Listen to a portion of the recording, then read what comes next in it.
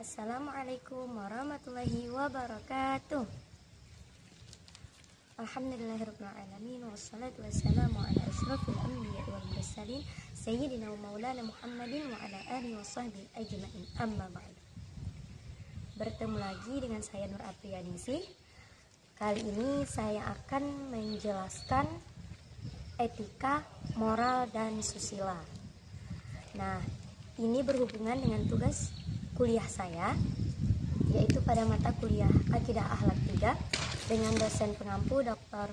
Nur Habibullah SPD MPD, dan saya berasal dari Sekolah Tinggi Agama Islam An-Nadwah Kuala Tungkal. Pada kali ini langsung saja saya akan menjelaskan apa itu etika, moral, dan susila. Nah, sebelum saya menjelaskan, pasti kita sering mendengar apa itu sebuah etika, moral, dan susila.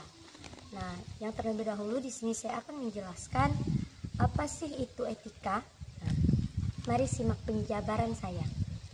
Pengertian etika secara etimologi, etika berasal dari bahasa Yunani atau ethos yang berarti watak kesusilaan atau adat.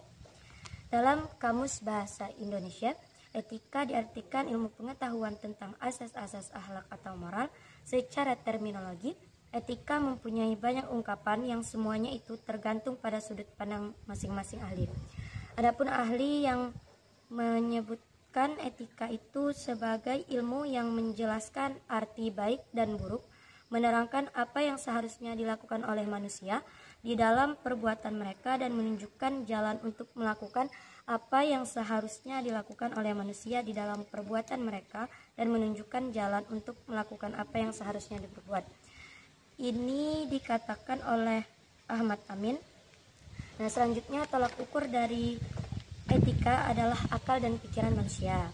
Nah, contoh dari etika yaitu yang pertama mengucapkan salam saat bertemu, yang kedua mencium tangan orang tua sebelum melakukan aktivitas sehari-hari, yang ketiga membuang sampah pada tempatnya, yang keempat meminta maaf saat melakukan kesalahan, dan yang kelima makan menggunakan tangan kanan. Dan masih banyak lagi contoh etika lainnya. Nah, jadi dapat disimpulkan bahwa etika adalah pola tingkah laku yang dihasilkan oleh akal manusia yang menentukan baik atau buruk tindakan manusia tersebut.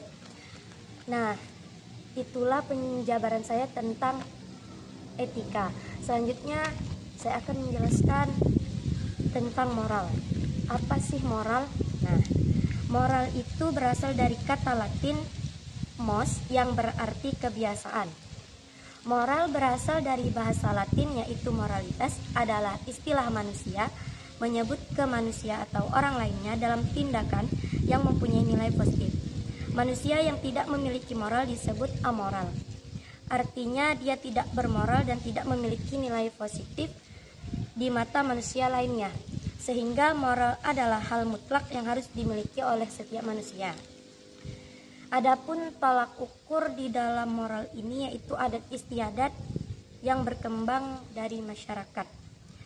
Contoh dari moral tersebut yaitu yang pertama, selalu menghargai pendapat orang lain. Yang kedua, berbuat baik atau patuh kepada orang tua. Yang ketiga, memelihara hak orang lain. Milik orang lain tidak boleh kita ambil dan kita minta tanpa sepengetahuannya, dan lain sebagainya. Jadi moral adalah istilah yang digunakan untuk memberikan batasan terhadap aktivitas manusia dengan nilai atau ketentuan baik atau buruk, benar atau salah. Acuan moral sistem nilai yang hidup berlaku di masyarakat. Itulah penjabaran saya tentang moral. Yang selanjutnya, apa sih itu susila? Nah, kita kan sering mendengar susila, baik kita dari sekolah dasar, sekolah menengah pertama, sekolah menengah atas, sampai kita menjadi seorang mahasiswa. Nah, pengertian dari susila yaitu susila berasal dari bahasa Sanskerta yaitu su artinya baik dan sila artinya prinsip dasar atau aturan. Susila atau kesusilaan diartikan sebagai aturan hidup yang lebih baik, sopan, dan beradab. Kesusilaan merupakan upaya membimbing masyarakat hidup yang sesuai dengan norma nilai-nilai yang berlaku dalam masyarakat. Kesusilaan menggambarkan keadaan di mana orang selalu menerapkan nilai-nilai yang dipandang baik. Tolak ukur dari kesusilaan adalah hukum dan tradisi yang ada di masyarakat kita. Contoh dari susila yaitu tidak mengambil barang orang lain, jujur dalam perkataan maupun perbuatan, membantu orang lain yang membutuhkan, berbuat baik kepada orang lain tanpa memandang ras, suku, kedudukan atau keturunan, dan lain sebagainya. Nah, itulah penjabaran saya mengenai etika, moral, dan susila. Nah, selanjutnya saya akan menjelaskan perbedaan akhlak, etika, moral, dan susila. Akhlak, etika, moral, dan susila secara konseptual memiliki makna berbeda, namun pada praktiknya memiliki prinsip-prinsip yang sama, yakni sama-sama berkaitan dengan nilai perbuatan manusia. Seseorang yang berperilaku baik seringkali kita sebut sebagai orang yang berakhlak, orang yang bermoral, dan orang yang berasusila baik. Nah, pada sisi lain, akhlak juga berperan untuk memberikan batas-batas umum agar apa yang dijabarkan dalam etika, moral, dan susila tidak bertentangan dengan nilai-nilai luhur dan tidak membawa manusia menjadi sesat. Dengan kata lain, penjabaran etika, moral, dan susila akan tetap sejalan apabila tetap mengedepankan akhlak. Jadi, etika dan moral serta kesusilaan itu berkaitan erat dengan akhlak. Nah, dari penjabaran saya tadi, maka timbullah pertanyaan-pertanyaan dari teman-teman kelas saya. Di sini saya akan menjabarkan dan menjawab pertanyaan-pertanyaan teman saya. Ada 5 pertanyaan. Nah, pertanyaan yang pertama itu, bagaimana cara Anda membedakan etika, moral, dan susila? Nah, saya akan mencoba menjawab pertanyaan ini. Cara membedakan etika, moral, dan susila dilihat dari sumber pijakan dan pada pemberlakuannya. Akhlak berdasarkan pada Al-Quran dan Sunnah. Etika berdasarkan pada ajaran filsafat. Sementara moral juga susila serta budi pekerti berdasarkan kesepakatan suatu unit sosial tertentu untuk mewujudkan nilai-nilai kebaikan dan ketertiban hidup bersama. Nah, adapun pertanyaan yang kedua, apa saja ciri-ciri dari sebuah etika dalam bersosial? Nah, adapun ciri-ciri yang perlu untuk kita pahami dalam bersosial yaitu yang pertama, sifat dari absolut atau mutlak. Dari sifat etika itu absolut dan mutlak. Nah, yang kedua, etika untuk menilai baik atau buruknya perilaku seseorang. Nah, etika itu menjadi penilaian sebagai manusia lain menilai manusia lainnya apakah dia beretika baik ataukah buruk sesuai dengan perlakuannya terhadap manusia lainnya. Nah, yang ketiga, etika sangat berkaitan dengan perbuatan atau perilaku manusia. Yang keempat, etika juga berkaitan dengan cara pandang dan sisi batin manusia. Jadi etika itu bisa ditentukan oleh sisi pandangan manusia lainnya dan batin manusia lainnya ataupun batin kita sendiri sebagai manusia menilai manusia lainnya. Etika akan selalu berlaku meski tidak ada orang yang menyaksikan. Etika itu selalu berlaku walaupun tidak ada manusia yang menyaksikan. Seperti halnya etika kita kepada Allah, etika kita kepada Rasul, dan etika kita saat beribadah itu tidak dilihat oleh orang lain, tetapi kita sendiri yang merasakan, dan kita juga bisa menentukan etika yang baik dan etika yang buruk. Selanjutnya, pertanyaan yang ketiga, jelaskan cara Anda agar terhindar dari etika moral yang buruk. Nah, di sini saya akan menjelaskan cara kita terhindar dari etika moral yang buruk. Yang pertama itu ditanamkan oleh keluarga itu sendiri. Pihak keluarga sangat penting dalam mencetus moral dan etika anak. Dari pendidikan orang tualah terbentuknya moral, etika, dan perbuatan dari seorang anak tersebut. Dan selanjutnya yang kedua itu adalah pemilihan sekolah, di mana kita sebagai orang tua harus memilihkan sekolah yang baik untuk anak kita yang mengedepankan etika dan moral saat pembelajaran berlangsung. Dan yang ketiga, dalam pergaulan. Nah, kita sebagai orang tua harus selalu mendidik anak kita dengan hal-hal kebaikan, dan kita juga memantau anak-anak kita untuk berperilaku baik serta berteman dengan teman sebayanya. Karena teman sebayanya bisa menentukan etika dan moralnya terhadap orang lain. Bagaimana perlakuan teman sebayanya kepadanya bisa ia lakukan dengan orang lain.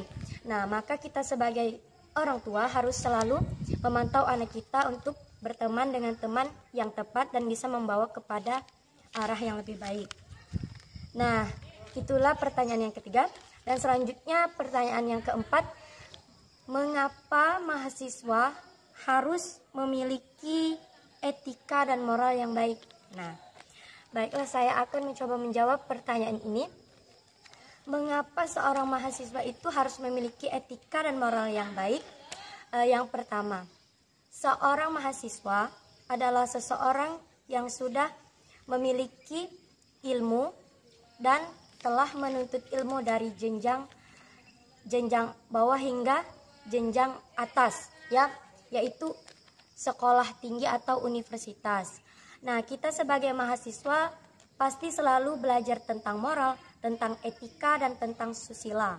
Nah, kita sebagai mahasiswa, apalagi program studi pendidikan agama Islam yang akan menjadi seorang guru. Nah, kita sebagai seorang guru itu digugu dan ditiru. Jadi kita sebagai seorang guru harus bisa mencontohkan etika dan moral dan susila yang baik. Karena dengan etika, moral, dan susila kita yang baik, kita akan dihargai oleh orang lain dalam suatu pekerjaan dan dimanapun kita berada. Jadi etika, moral, dan susila yang baik itu sangat penting bagi mahasiswa dan wajib diketahui dan diterapkan oleh mahasiswa untuk mengembangkan ilmunya dan menularkan ilmunya kepada orang lain dan mengabdi di masyarakat. Nah, itulah jawaban saya pada pertanyaan yang keempat ini. Selanjutnya saya lanjutkan kepada pertanyaan yang kelima, yaitu bagaimana cara mengatasi orang yang tidak sopan dan menjengkelkan dalam bergaul. Nah, kita dalam bergaul kepada teman-teman kita tidak akan kita memiliki teman semuanya baik. Pasti kita memiliki juga teman yang terkadang bersikap tidak sopan kepada kita. Nah, sifat kita untuk menghadapi teman kita yang tidak sopan kepada kita yang pertama yaitu untuk berpikiran positif dan jernih akan perlakuan dia kepada kita. Akankah kita di posisi dia, ataukah mungkin pikirannya lagi banyak, ataukah banyak masalah sehingga dia memperlakukan kita tidak sopan. Nah, yang kedua, perlahan-lahan kita menjauhinya. Menjauhinya bukan kita tidak ingin berteman dengannya, tetapi menjauhinya supaya tidak menambah keruh suasana, sehingga perlakuan tidak sopannya terhadap kita tidak kita kembalikan dengan tidak sopan, tetapi tetap kita bersifat sopan walaupun kita tidak diperlakukan dengan sopan. Dengan menjauhnya kita dari dia tadi, kita harus mengingat kebaikan-kebaikan yang dia telah berikan kepada kita, sehingga kita tidak tersinggung dengan ucapan-ucapannya tadi. Nah, selanjutnya di waktu yang luang kita harus menasehati teman kita untuk selalu bersifat sopan kepada orang lain, saling menghargai sesama. Dan selanjutnya, jika nasihat-nasihat dari kita juga tidak bisa merubah kebiasaan teman kita itu menjadi orang yang sopan dan dia tetap tidak sopan kepada orang lain, nah, ini adalah senjata yang paling akhir, yaitu mendoakan teman kita tadi supaya menjadi manusia yang lebih baik lagi. Karena kita sebagai manusia hanya bisa memberitahu, tidak bisa merubah seseorang. Nah, yang bisa merubah seseorang itu hanya dirinya sendiri. Kita sebagai manusia hanya bisa saling mengingatkan dan saling mendoakan. Itulah pertanyaan-pertanyaan dari teman saya dan sudah saya jawab semuanya. Semoga video saya pada kali ini bisa bermanfaat untuk kita semua. Dan semoga teman-teman yang menyaksikan video ini dari awal hingga akhir diberikan kesehatan kepada Allah Subhanahu wa Ta'ala dan selalu sukses dalam dunia dan akhirat. Sebelumnya saya terima kasih kepada Bapak dosen pengampu saya yang telah memberikan tugas ini, dan semoga Bapak selalu diberikan kesehatan oleh Allah Subhanahu wa Ta'ala. Demikianlah video saya kali ini. Jika terdapat kesalahan dan kehilapan, saya mohon maaf. Saya hanya manusia biasa, tempat salahnya dan hilap. Saya akhiri dengan wabillahi taufik wal hidayah. Wassalamualaikum warahmatullahi wabarakatuh.